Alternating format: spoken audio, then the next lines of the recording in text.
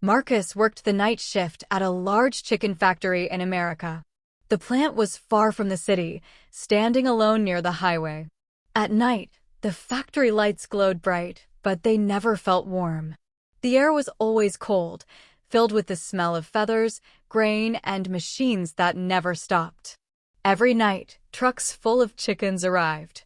The workers, including Marcus, would unload the cages and push them inside the plant. Normally, the cages rattled with the sound of chickens clucking and flapping. It was the usual routine, and Marcus had done it so many times that he never thought twice. But on this night, something felt wrong from the very beginning.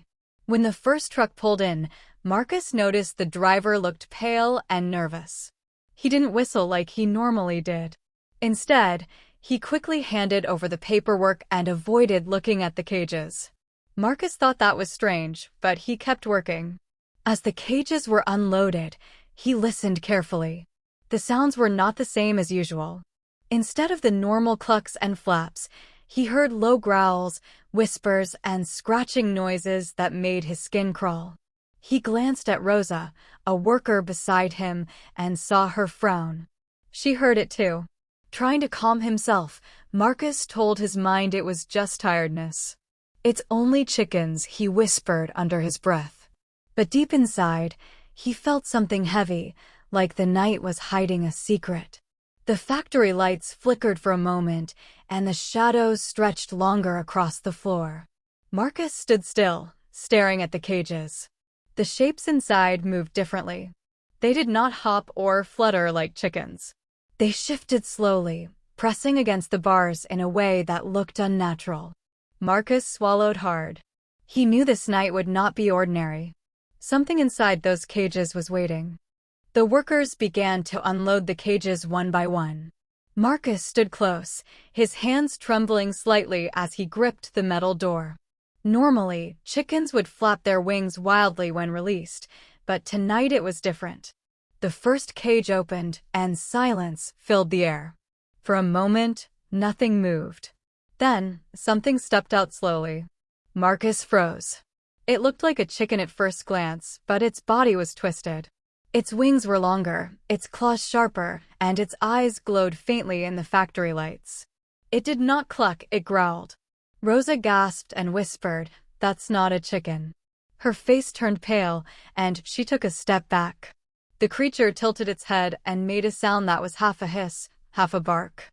More cages opened, and the same terrifying creatures stepped out. Some were larger, with long necks and sharp teeth where beaks should be. Others had feathers that looked like broken glass, shining under the bright lights. Evelyn, the supervisor, shouted from across the floor, "Keep them moving. Don't stop." She acted like nothing was wrong, but her voice shook. The workers exchanged nervous glances. Luis, the mechanic, muttered, "What kind of chickens are these?" His hands shook as he tried to close the cage. The creatures did not move like normal birds. They walked on bent legs, their claws clicking loudly on the concrete floor. Every step they took echoed in the factory, making everyone's stomach turn. Marcus could not look away. He felt as if the creatures were watching him back, studying him with their deep, dark eyes.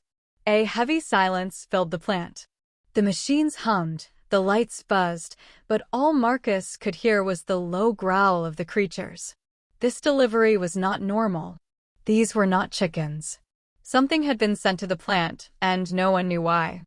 The plant grew silent as the strange creatures spread across the floor. The workers stopped what they were doing, frozen in place. Normally, the sound of chickens filled the factory with endless noise, but tonight only growls, hisses, and scratching could be heard. Marcus stood close to Rosa. He felt her hand trembling as she grabbed his sleeve. "Marcus, this isn't right," she whispered, her voice almost breaking. He nodded, but said nothing. His throat was too dry to speak. One of the creatures let out a sharp cry that echoed across the plant. It was not the sound of any bird Marcus had ever heard. It was deep, guttural, and carried a strange human-like tone.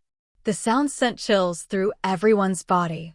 Evelyn, trying to control the workers, raised her voice. Keep working. They're just chickens. Move them to the belts. But her command did not convince anyone. Her voice cracked with fear. Even she could not hide what her eyes had seen. Luis backed away from the cages, holding a metal pipe like a weapon. Chickens don't sound like that, he muttered. His face was pale, sweat dripping down his forehead. The creatures began to circle the workers slowly, as if testing them. Their glowing eyes followed every movement. Whenever someone shifted, the creatures cocked their heads in unison, like they understood. Then, from the freezer room, whispered, "They're watching us, like they're waiting." His words sent a shiver down Marcus's spine. The machines continued to run, their loud humming mixing with the unsettling noises of the creatures. The workers were trapped between the machines on one side and the creatures on the other. Fear spread through the plant like smoke. Nobody laughed, nobody moved carelessly. Everyone knew the truth. These were not chickens, and the night was only beginning. The longer the night went on, the stranger things became inside the plant. The workers tried to stay together, but fear was everywhere. The creatures moved slowly, blending with the shadows between the machines. Their glowing eyes shone like tiny lamps, watching every human step. Rosa excused herself, saying she needed a short break. She walked toward the break room with her lighter in hand. Marcus wanted to stop her, but he was too afraid to call out. His voice felt trapped in his chest. Minutes passed. Rosa did not return. Evelyn finally shouted, "Where is Rosa? Someone check on her." Marcus, trembling, walked down the hallway toward the break room. The corridor felt too long, and the buzzing light above flickered as he moved. When he pushed open the door, the room was empty. Rosa's chair was pulled out as if she had just been sitting there. On the small table lay her pack of cigarettes, and one cigarette was still burning, the ash shaking at the tip. Her radio sat beside it, silent and cracked with static. On the floor, Marcus noticed a dark smear leading toward the doorway. It looked like something had been dragged across the tiles. His stomach twisted, and he felt cold sweat on his neck. He rushed back to the others. "She's gone," he whispered. Luis shook his head and gripped his pipe tighter. Ben muttered, "They took her." "I told you. They're waiting." The plant grew even quieter. Every worker now feared they would be the next to vanish. Evelyn tried to calm them, but her voice shook. The creatures hissed softly, as if mocking them. One worker after another started disappearing whenever they stepped away, leaving behind only silence and small traces, like a glove, a tool, or a faint trail on the floor. The factory was no longer just a workplace. It had become a trap. The workers were now desperate. With Rosa and others gone, fear had turned into panic. Everyone wanted to leave the plant, but the heavy steel doors were locked from the outside. Evelyn tried her key, but it did not work. It was as if someone had sealed them in on purpose. "Hank," the truck driver, shouted, "I'll get us out." He ran toward his parked rig outside the loading bay. The others followed him, hoping the truck could break through the gates. The cold night air rushed in as Hank climbed into the driver's seat. He turned the key, but the engine only coughed and sputtered. Again and again he tried, but the truck would not start. The sound of the dead engine echoed across the silent yard. Marcus looked around and froze. Shapes moved in the darkness. The creatures were no longer inside only. Now, they circled the plant from outside as well. Their glowing eyes lined the fence like a row of lanterns. Some pressed their twisted faces against the windows, fogging the glass with their breath. Ben whispered, "They're waiting for us. They don't want us to leave." Luis banged his pipe on the ground, shouting at the creatures, but they only tilted their heads and stared back. One of them made a sound that mimicked Evelyn's voice, calling out, "Keep working." The workers shivered. The monsters were learning their voices. Hank slammed the steering wheel in frustration. "It's useless. We're trapped here." He looked broken, his hands shaking on the wheel. The workers backed away from the truck and returned inside, shutting the doors tight. But everyone knew it didn't matter anymore. The creatures were both inside and outside, and escape was no longer possible. The plant had become a cage, and they were the animals inside. The workers gathered in the center of the plant, standing close together like frightened children. The machines still hummed, but the sound was drowned out by the strange noises coming from the creatures. One by one, the creatures began to step out from the shadows. Their claws clicked against the concrete floor, echoing like sharp nails on glass. Their eyes glowed brighter now, reflecting the harsh factory lights. Suddenly, one of them made a sound that froze everyone. It spoke in a broken voice, copying Rosa's laugh. The sound was twisted and wrong, but recognizable. Marcus's heart sank. Rosa was gone, yet her voice lived inside the creature. Then another creature mimicked Hank's deep whistle. A third copied Evelyn's words, "Keep working," in a chilling, cracked tone. The workers realized the monsters were not just animals. They were learning. Without warning, one of the creatures lunged forward, knocking a worker to the ground.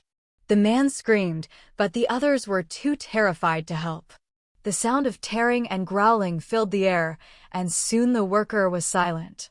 "Fight back!" Luis shouted, swinging his pipe. He struck one of the creatures, making it stumble and screech. For a moment, the workers felt hope.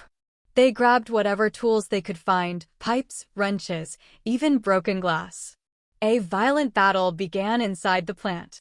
The workers swung wildly, trying to keep the monsters away.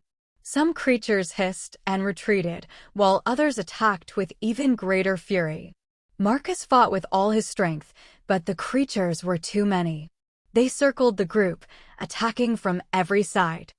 Every scream and every strike mixed with the sounds of machines until the factory became a nightmare of noise and fear.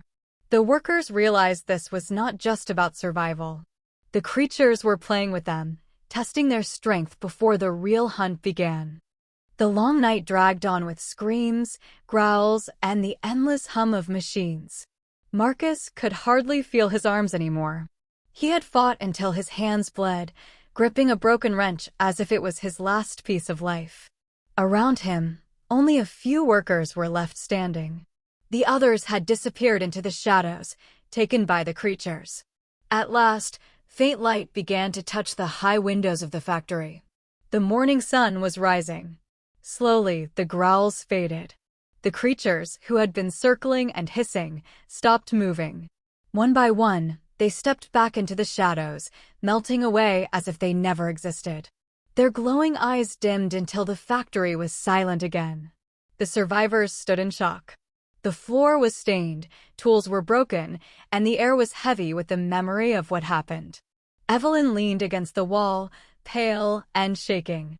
Luis dropped his pipe, his body trembling with exhaustion. Ben sat on the cold floor, whispering over and over, "It's over, it's over." But Marcus knew it was not truly over. He could still hear the faint echoes of the creatures' voices in his mind, the laughter, the mimicry, the stolen words of Rosa and the others who had vanished. Those sounds would never leave him. When the factory doors finally opened, Mr. Dalton, the owner, arrived. He looked around calmly, as if nothing unusual had happened. His cold eyes moved from the blood on the floor to the broken cages. "Clean this up," he said firmly. "And tell no one. The day shift must not know." Marcus stared at him, speechless. He wanted to shout, to demand answers, but his body was too weak. As the sun rose higher, Marcus walked out of the plant for the last time. He knew he would never return.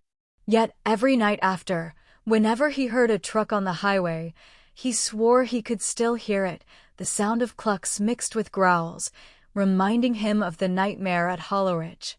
And so, the terrifying night at the chicken plant finally ended, but the memory remained forever.